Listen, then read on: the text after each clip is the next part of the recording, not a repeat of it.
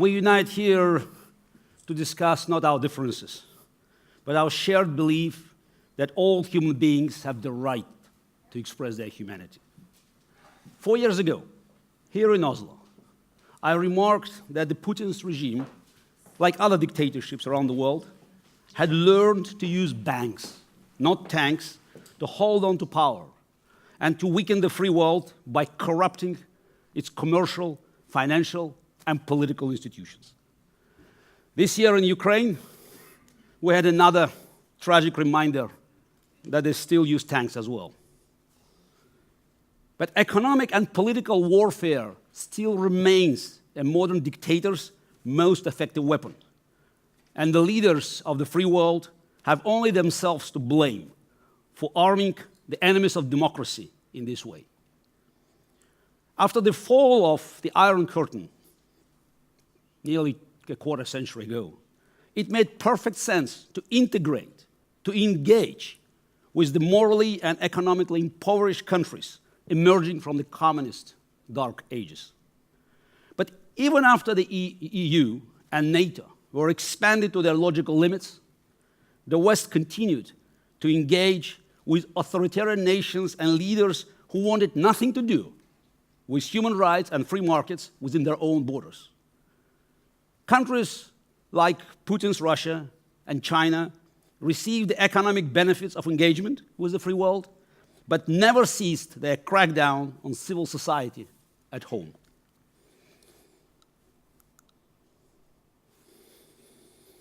So, pictures of engagement. So Putin in particular has been very successful using the free world's open borders, open press, and open political systems to his advantage. Just to remind you that if not for the blatant aggression, Putin's blatant aggression against Ukraine, a next G8 summit was scheduled to be held in Sochi in summer 2014. Putin and his representatives have put many prominent Western politicians on his payroll, held fundraisers for political parties, brought influential Western companies and executives into his network, and flooded Western banks and markets with the easy cash they love, paid for with their own oil and gas money. However, Putin's bargaining power has been greatly overestimated. The free world still has many advantages in this fight and could have all the leverage it needs, if only it had the courage to use it. The EU, for example, gets only a third of its oil and gas from Russia. Substantial, and in many ways shameful, since it has been clear for years that Putin is not a reliable partner. Russian annexation of Crimea took place in March. There were 7 months to think about the replacement of Russian gas for Europe. Definitely Norway could be one of the alternatives, but as far as I understand, nothing was done. And today we hear outcries about Putin's potentially being able to freeze Europe by cutting the gas supply this winter. But look at this chart. Russia exports over 80% of its oil and gas to the EU. Over 80%. Now tell me who has the leverage here.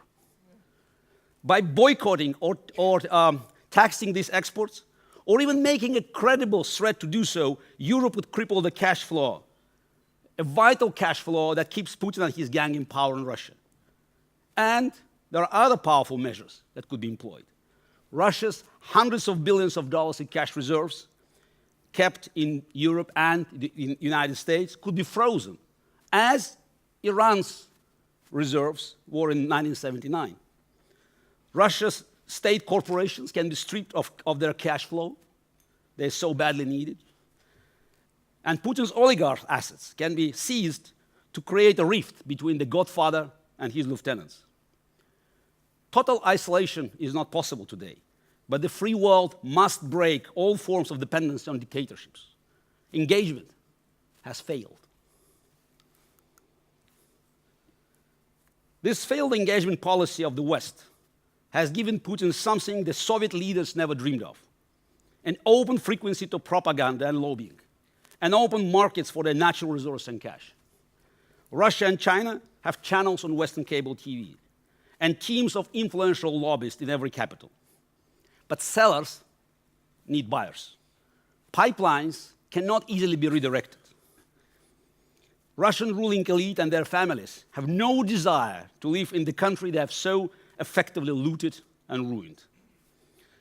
So, the free world holds the winning cards in this game of geopolitical poker, but keeps folding its hand whenever Putin bluffs, and he does it regularly and unfortunately successfully. A dictator knows what he must do to stay in power. He must look strong, and he fights to survive. Democratically elected leaders are more worried about the next poll, the next election, or passing on tough decisions to their successors. Conflicts and sacrifice, alas, are not winning campaign issues. Western leaders keep complaining about jobs that could be lost from a confrontation. But how many jobs will be eventually lost from global instability when dictators go unchallenged? We must fight, now or later. If we have learned anything about dictators from the history, it's that they do not go away on their own. Putin is not a nightmare that disappears in the morning when you open your eyes. And the longer we wait, the harder it will be. The price of confronting aggression keeps going up every day. There is never a safe and easy solution. Sanctions can be effective, but they must be strong enough and fast enough to deter. There is no real military solution. Putin's conventional army is much weaker than NATO. But Putin has nuclear weapons, so a full-scale conflict is unthinkable. We have other non-military weapons to win this war, but it cannot be won if engagement is only a one-way street.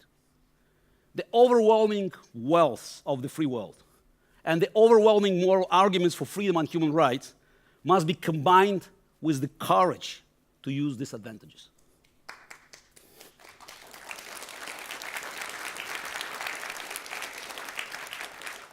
The Cold War was won for the good of hundreds of millions of people, not only by superior economics and technology, but on moral values. The values of human life, individual freedom and democracy mattered then, and people fought for them.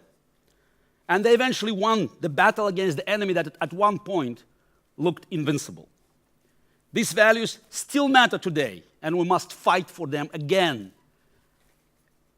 We keep hearing the same story. Putin is too dangerous, too powerful to be confronted openly.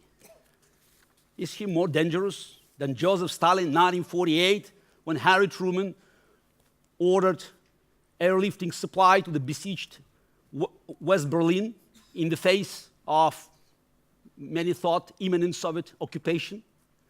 And it kept going on for 11 months. Is the situation today more dramatic than in 1962, where Soviet nuclear missiles were just 100 miles away from US shores?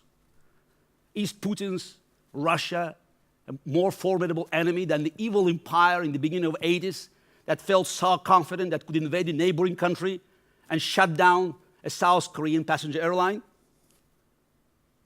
Of course, the answer is no. It's all about us, it's all about political will, it's all about courage. Too many have forgotten how to fight against dictatorships. But we here in this room have not forgotten, and we will not forget. And we insist that the leaders of the free world use their strengths to banish the dictators from the geopolitical table so that tyrants can no longer gamble with the future of mankind. Thank you. Thank you.